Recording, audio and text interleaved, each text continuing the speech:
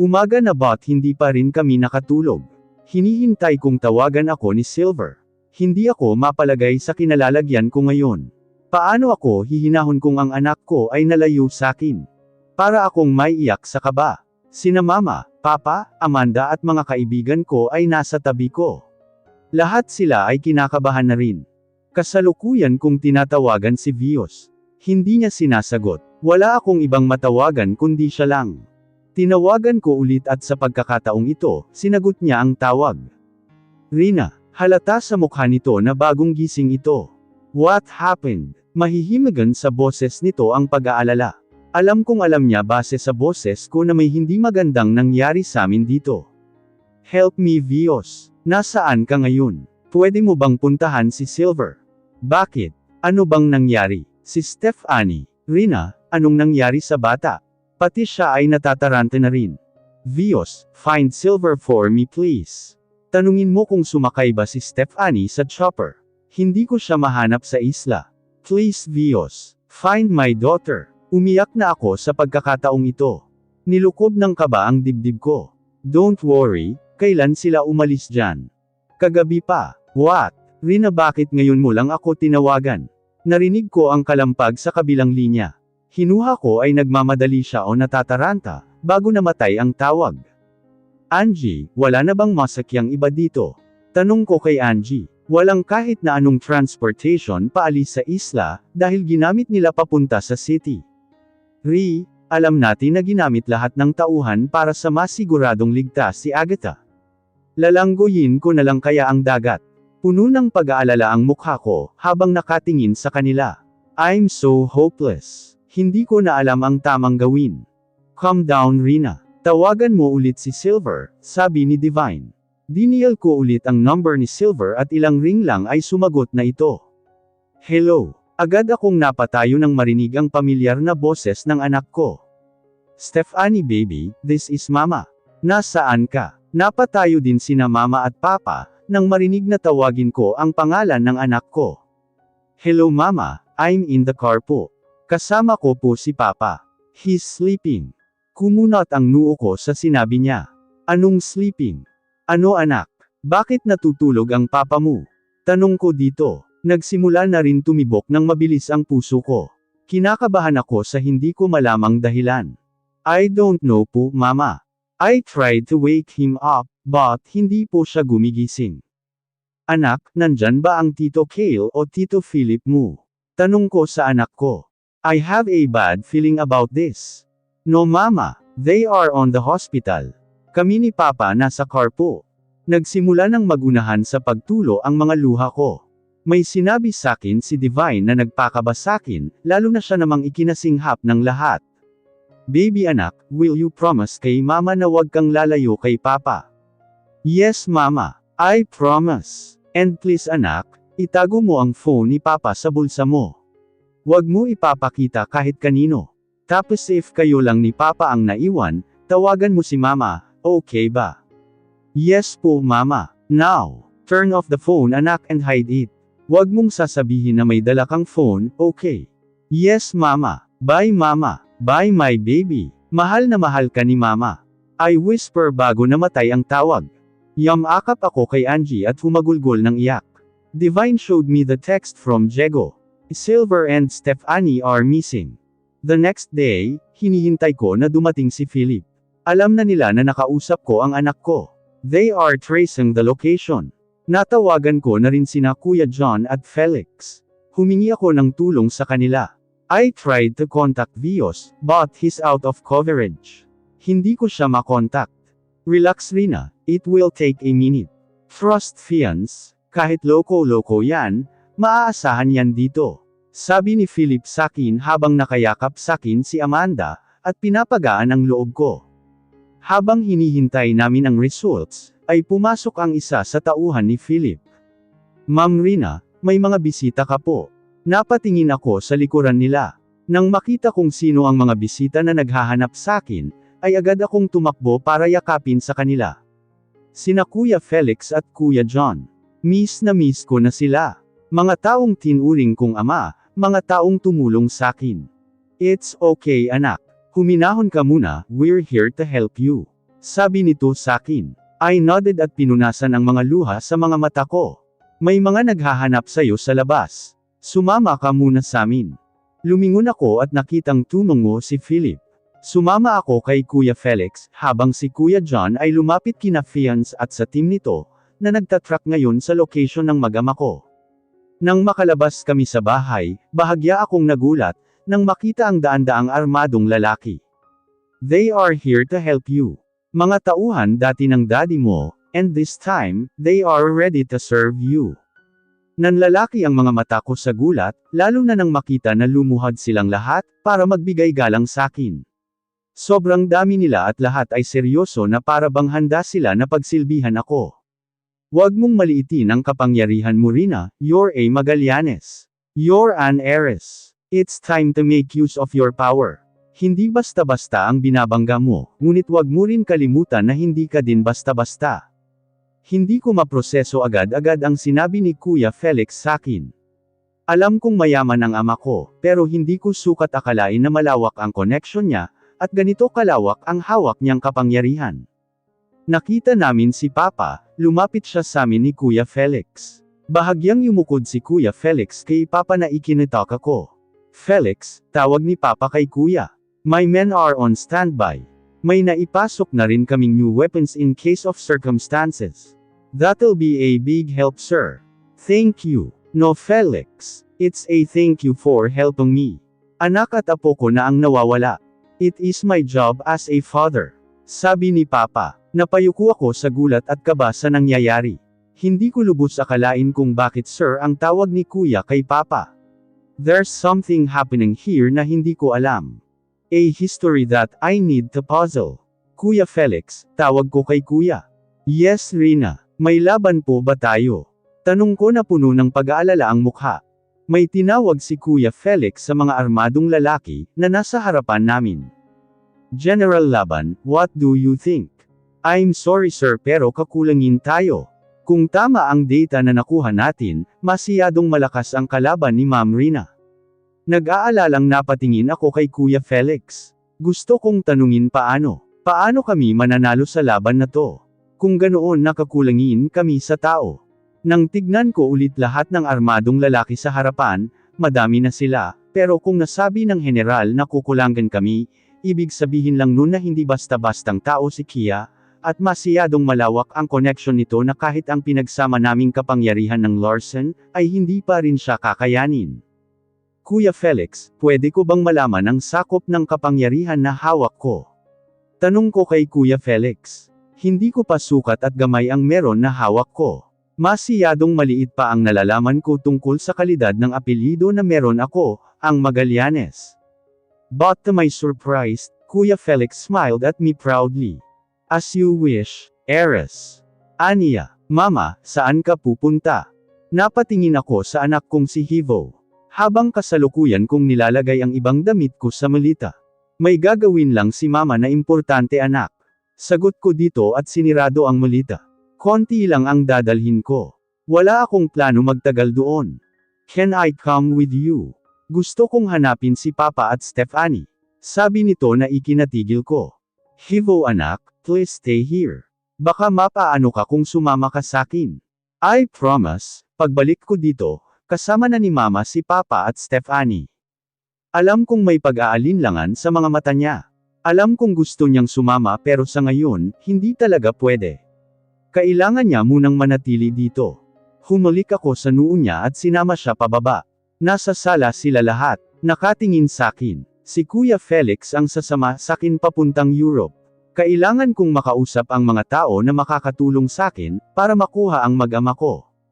Sinalubong kami ng mga tauhan ni Kuya Felix, at kinuha ang malita na dala ko. Si Kuya John naman ay lumapit sakin, para yakapin ako. Mag-iingat ka Rina, sabi nito sakin. Tumango ako sa kanya. Salamat po Kuya John. He's going to stay here to assist Philip and his team. Si Kuya Felix ang sasama sakin papuntang Europe. Nang balingan ko ulit si Hivo, ay parang naiiyak ito. Niyakap ko siya sa huling pagkakataon, bago ako nagpaalam sa iba na may pag-aalala sa mukha. Ganoon din ang ginawa ni Papa, dahil may gagawin siya sa city, para gamitin ang mga connection nila. Larson sa labanan namin kay Kia. Si Papa ang bahala sa external forces, but Kia is more than an ordinary. Kaya we need more people na kikilos sa loob, ay yun ang papel ko. Bilang isang Magallanes, bilang tagapagmana ng Magallanes, it's my job to find new and strong allies. Sumama kay Kuya Felix palabas, kung saan naghihintay ang chopper papunta sa airport. Gagawin ko to para sa pamilya ko. Hindi ko hahayaan na sirain ni Kia ang pamilya na binubuo naming ni Silver. I'm done with her deeds. Oras na para pigilan siya. Paglapag ng eroplano, ay agad kaming sinalubong ng mga sandamakmak na mga tauhan ni Kuya Felix. Pinakilala niya ako agad sa lahat ng mga ito. Lahat sila ay armado at seryoso ang mukha, habang nakatingin sakin. Napansin ko rin na alerto ang iba sa ginagawa nila. Nakita ko kung paano utusan ng general ang mga tauhan niya, sa pamamagitan ng kilos sa mata, bago siya lumapit sa amin at yumuko. It's our pleasure to meet you, Eris. Sabi niya habang ang isang tuhod ay nakalapat sa lupa. Thank you. Please lead us the way. This way, ma'am. Agad niya kaming inalalayan papunta sa sasakyan namin. Sumakay kami agad sa sasakyan na nakaparada pagkababa ng eroplano. Wala kaming sinayang na oras. Diretso kami agad sa headquarters na sinabi ni Kuya Felix, kung saan nandoon ang mga taong makakatulong sa amin. Nakasunod ang lahat ng mga armed men sa likuran. May iba na nakamotor at nasa gilid namin. Tila sinisigurado na walang aberya na mangyayari, sa pagpunta naming sa hotel. Hiha, matulog ka muna. Kailangan mo ng lakas mamaya para kausapin sila. Hindi nila susundin ang taong hindi nila nakikitaan ng potential maging leader. Alam ko po yun, Kuya Felix. Handa po akong kausapin silang lahat mamaya. Pagtatapos ko dito, malamlam nang umiti si Kuya Felix sakin, habang nakatingin sa mga mata ko. Don't worry, your daughter is a badass. You her well at she was raised to our place. She's no an ordinary kid. Natawa ako nang bahagya nang sabihin yun ni Kuya Felix. No wonder laging sinasabi niya yun sa amin ng papa niya. Pero habang patagal ng patagal na wala sa tabi ko ang anak ko, ay mas lalo akong kinakabahan. Hindi ko pa rin maiwasan na kabahan na halos hindi ako mapakali kada minuto. Habang nasa eroplano kami, parang gusto kong mas bilasan pa nila ang paglipad, para makarating kami agad sa Europe. Kilala ko ang anak ko. Alam ko rin kung paano mag-isip yun. Gaya ng sinasabi niya, she's no an ordinary which makes her special. Hindi siya kagaya sa ibang bata na iyakin, because my daughter is different. She's my daughter and she's capable of the things that no can expect. No wonder ramdam na ramdam ko na yung antok at pagod sa biyahe. Sinandal ko yung ulo sa bintana at natulog.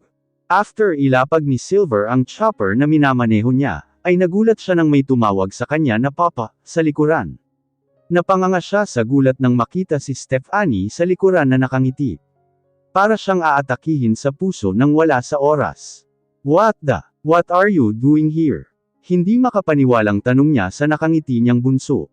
I wanted to come with you here. Inosente itong ngumiti, habang nakasandal ang likuran sa upuan. Oh, I feel asleep. That's bad. Para siyang hihimatin sa puso sa sinabi ng anak niya, na parang hindi ito natakot habang nasa himpapawid sila. Niwala siyang kamalamalay na sumama ang anak niya sa kanya. Sa takot ay agad niyang kinuha ang bata at niyakap. Sobrang lakas ng tibok ng puso niya, na halos hindi na siya makahinga. Literal na naririnig na nga niya ang tibok ng puso niya. Kung may mangyari mang masama sa anak niya, talagang kasalanan niya yun. I told you na puntahan mo si mama. Sabi ni Silver nang kumalma na siya. Naalala niya habang nandoon pa sila sa isla na sinabihan niya ang anak niya na puntahan si Rina sa kwarto, dahil kailangan niyang ayusin ang chopper. Hinatid niya pa ito sa taas, kaya hindi niya akalain na sumunod ang bata sa kanya. Hamaba ang nguso ng anak. I'm sorry po, papa. Sabi nito na nakatungo. Kaya pala nung nagpaalam ako kanina kay Rina, ay wala ang anak namin sa tabi niya. I thought inuwi niya ang bata. Nasabi ni Silver sa kanyang isipan. Aalis din tayo agad. Babalik tayo kay mama dahil nag-aalala na yun. Dagdag nito sa anak. Hindi po ba tayo papasok sa hospital, papa? Bawal ang bata doon, sabi ko sa kanya. But papa, I'm not an ordinary kid. I am your daughter and mama's daughter. Napabuntong hininga si Silver dahil nandito na naman siya sa pagiging not ordinary niya. Fine. Magpapaalam tayo kina Tito Kale mo, at aalis na rin tayo agad. Napipilitan kong sabi sa bunso namin. Napangiti ako nang makita ang pagsilay ng malapad na ngiti nito sa mga labi nito. Yehey! Thank you so much Papa. Agad ko siyang binuhat at pumasok sa loob ng hospital. Pagmamay-ari ito ni Diego, kaya okay lang. Maraming bantay sa labas at loob dahil kay Agatha. Hindi namin alam kung paano mag-isip si Kia, at natatakot si Kale na baka gamitin ni Kashnia ang anak nila ni Agatha. To secure everything, naghanda si Philip at Diego ng mga tao na magbabantay sa hospital. Inutusan ko rin ang mga tao ko na standby sa katapat na building, at baka may mga sniper na naka-hire doon. You need to stay here, kakausapin ko lang sandali si tito mo. Okay. Yes po Papa. Umupo siya sa upuan sa waiting area. Nasa likuran ko lang since Kale, Diego, Philip and Fiance are here, sinamahan namin si Kale para magbantay kay Agatha, and our moral support. He's our friend, after all. I need to go back Brute. May maliit na bossing na sumama eh. Nang tignan nila ang nasa likuran ko, ay sabay silang nagulat. Hi Titos, bati ng anak ko dahilan kung bakit bahagyang natawa si Diego dito. It must be hard on your part man. Siya yata ang nakakuha sa ugali mo Brute. Natatawang sabi ni Philip na ikinabuntong hininga ko lang. I agree. Kahit kasi kamukha mo si Hivo, he thinks like his mother. Pero yang bunso nyo, sayo lahat. Dagdag pa ni Kale na tinuwanan ng lahat. I cannot deny dahil kitang-kita ang ebidensya. I think you need to go Brute. Your daughter, iniwan ka na. Nang lingunin ko ulit ang anak ko, ay naglakad na ito paalis sa waiting area. I need to go. Paalam ko sa kanila at hinabol si Stephanie na papaliko na sa hallway. Nagmamadali ako na habulin siya, pero napahinto nang makita ang isang nurse na nakahawak sa anak ko. Papa, the lady said, nakita niya daw si Mama. Sabi ng anak ko na tuwang-tuwa, at nakatingala sa nurse na may hawak sa kanya. Nang balingan ko ulit ang babae, nakita kong may hawak siyang syringe na nakatutok sa leeg ng anak ko. How are you Silver? Nagulat ako nang makilala ko ang mukha niya. Kumuyam ang kamao ko sa galit. Gusto ko siyang sugurin ngayon din. Pakawalan mo ang anak ko Kia. My anger won't resolve anything. Nilalamon na ako ng galit at kaba. Kaba para sa anak ko. Natatakot ako na baka hindi ko siya maprotektahan gaya ng nagawa ko kay Rina at Hivo noon. So tama nga ang hinala ko. Nagkaanak pala kayo ng malanding kaibigan ko. Don't call her that. Galit na sabi ko sa kanya. Subukan mong lumapit o sumigaw, at ituturok ko ta sa anak mo. Don't try my patience Silver. This thing can finish you daughter in a second. Nanginginig ang buong kalamnan ko sa galit. Gustong-gusto ko siyang tapusin, pero nasa kanya ang anak ko. Nang tignan ko ang anak ko, ay nakangiti ito sakin. She even mouthed, "It's okay Papa. How can my daughter stay calm in these circumstances? What do you want? Sumama ka sakin. Huwag kang magkakamali na magpahalata sa lahat ng tauhan niyo or else. Fine. Just don't hurt my daughter." Sabi ko sa kanya. Good. Hinarap niya ang anak ko na nakatingin sa kanya. Sama ka sa amin ng papa mo baby. Naghihintay si mama mo sa labas. Talaga po? Tanong nito kay Kia. Yes, sagot ni Kia dito. Tumingin ang anak ko sakin. I smiled at her and nodded. I know she knows what's going on. Kaya nakakamangha na hindi siya umiyak o natakot, yet she pretended to get along with them. Naglakad sila habang nasa likuran ako nakasunod. Right after namin makalabas, may biglang hamampas sakin. Papa, last thing I heard before everything went black. Rina, we're here. Napamulat ako nang marinig ang mahinang pagyugyog ni Kuya Felix sa balikat ko.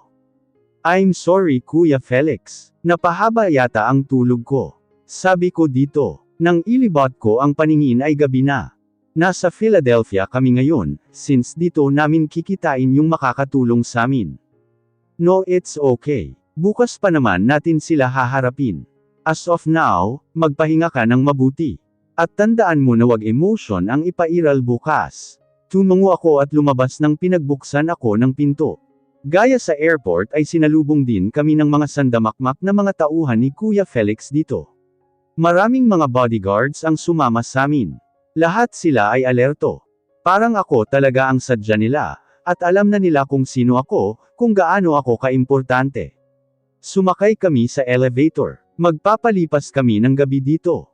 May naghihintay sa'yo sa taas. Sabi ni Kuya Felix at tumango ako. Hindi ko alam kung sino, pero kinakabahan ako. Pagdating namin sa top floor, ay bumungad sa amin ang ilan pang mga tauhan na bahagyang nakayukod sa amin. Pero ang nakakuha ng atensyon ko, ay presensya ng taong matagal ko nang hindi nakita. Sydney.